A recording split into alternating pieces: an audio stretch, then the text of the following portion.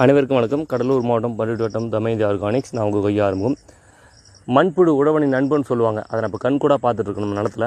அதாவது நம்ம இயற்கையில் கரும்பு விவசாயம் பண்ணிகிட்ருக்கோங்க. அந்த கரும்பு விவசாயத்தில் பார்த்திங்கன்னா நம்ம ஆட்டு எருவு மாட்டு எருவுலாம் நல்லா ஒன்றோட ஒன்று கலந்து நம்ம நிலத்தில் போட்டுட்டு நம்ம கரும்பு பயிர் பண்ணிட்டு இருந்தோங்க. இது 2ஆம் ஆண்டு போயிட்டுருக்கு. இப்போ 2ஆம் பரி கரும்பு போயிட்டுருக்கு.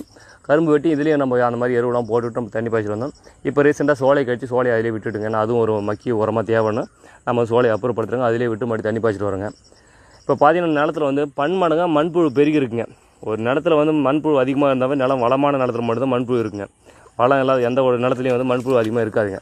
இப்போ நம்ம நிலத்தில் பார்த்தீங்கன்னா வளமாக இருக்கிறதால அதிகப்படியான மண்புழுக்குங்கள் நீங்கள் எங்கே மண் வெட்டி போட்டு கொத்தினாலும் அங்கே ஒரு மண்புழு கண்டிப்பாக இருக்குதுங்க.